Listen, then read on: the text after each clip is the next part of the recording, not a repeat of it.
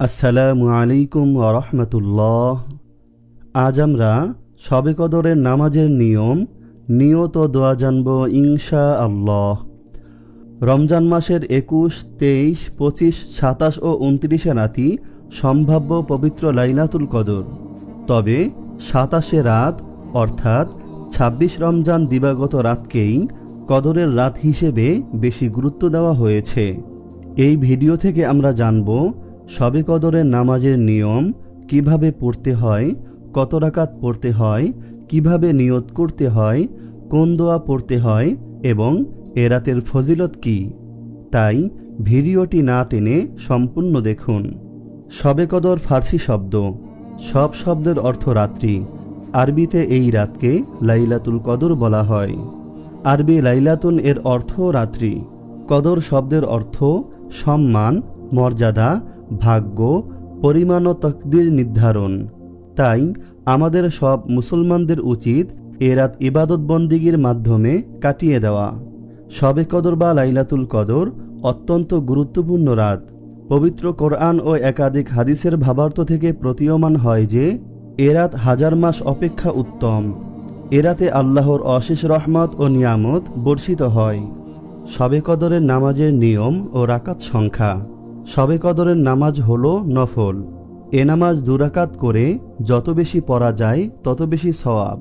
নামাজের প্রতি রাকাতে সূরা ফাতিহা পড়ার পর যে সূরাগুলো আপনি পারেন তার মধ্য থেকে প্রতি রাকাতে একটি করে সূরা মিলিয়ে নিন। তবে সূরা ফাতিহা পড়ার পর সূরা ইখলাস, সূরা কদর, আয়াতুল কুরসি বা সূরা তাকাসুর ইত্যাদি মিলিয়ে পড়া অধিক সওয়াবের কাজ। এইভাবে কমপক্ষে ৮ অথবা ১২ রাকাত আদায় করা উত্তম। এর বেশি যত রাকাত আদায় করা যায় ততই ভালো। এছাড়া সালাতুত তাওবা, সালাতুল হাজত, সালাতুত তাসবিহ নামাজও আপনি পড়তে পারেন। পাশাপাশি রাতের শেষ ভাগে তাহাজ্জুদ পড়ার অবশ্যই চেষ্টা করবেন। শবে কদরের নামাজের নিয়ত। আমি শবে কদরের ২ রাকাত নফল নামাজ আদায় করছি, আল্লাহু আকবার, অথবা ২ রাকাত নফল নামাজ আদায় করছি, আল্লাহু আকবার। শবে কদরের দোয়া। হযরত আয়েশা রাদিয়াল্লাহু তাআলা আনহা বর্ণনা করেন, একবার আমি রাসূলুল্লাহ সাল্লাল্লাহু আলাইহি ওয়াসাল্লামকে জিজ্ঞাসা করলাম, হে আল্লাহর রাসূল সাল্লাল্লাহু আলাইহি ওয়াসাল্লাম, আপনি বলে দিন, আমি যদি লাইলাতুল কদর কোন রাতে হবে তা জানতে পারি তাতে আমি কি পড়ব?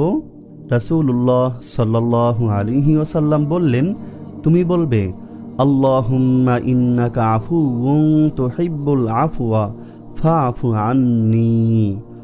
আল্লাহুম্মা ইন্নাকা আফুউন তুহিব্বুল আফওয়া ফাআফু আন্নী। অর্থ, হে আল্লাহ, আপনি ক্ষমাশীল, ক্ষমা করতে ভালোবাসেন, অতএব আমাকে ক্ষমা করে দিন। এছাড়াও আল্লাহ তাআলার ক্ষমা লাভে কোরআনুল কারীমে তিনি বান্দার জন্য অনেক দোয়া তুলে ধরেছেন। তা হলো, রব্বিগফির ওয়ারহাম ওয়া আনতা খায়রুর রাহিমিন। রব্বিগফির ওয়ারহাম ওয়া আনতা খায়রুর রাহিমিন। অর্থ, হে আমার প্রভু, আমাকে ক্ষমা করুন এবং আমার উপর রহম করুন, আপনি তো সর্বশ্রেষ্ঠ রহমকারী। সূরা মুমিন আয়াত ১১৮। রব্বানা আমান্না ফাগফির লানা ওয়ারহামনা ওয়া আনতা খায়রুর রাহিমিন।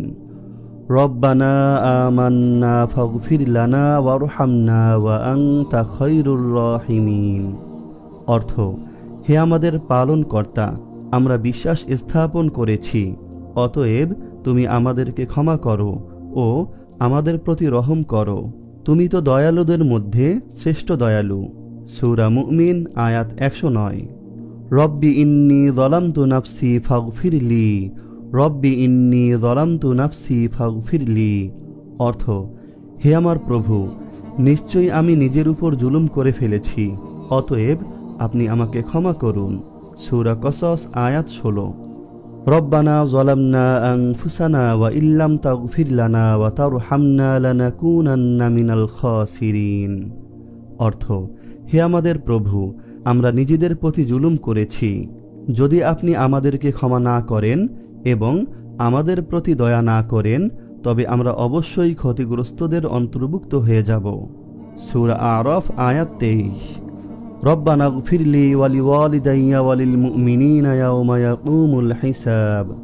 হে আমাদের প্রভু, যেদিন হিসাব কায়েম হবে সেদিন তুমি আমাকে, আমার বাবা মাকে ও মুসলিমদেরকে ক্ষমা করো।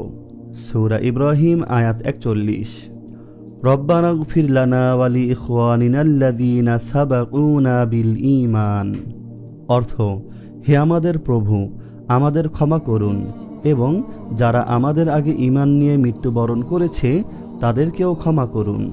সূরা হাশর আয়াত 10। আল্লাহ আমাদের সবাইকে শবে কদর নসিব করুন, আমিন। আপনি যদি এরকম ভিডিও আরও পেতে চান তাহলে এই চ্যানেলটি সাবস্ক্রাইব করে পাশে রাখা বেল আইকনটি অন করে দিন।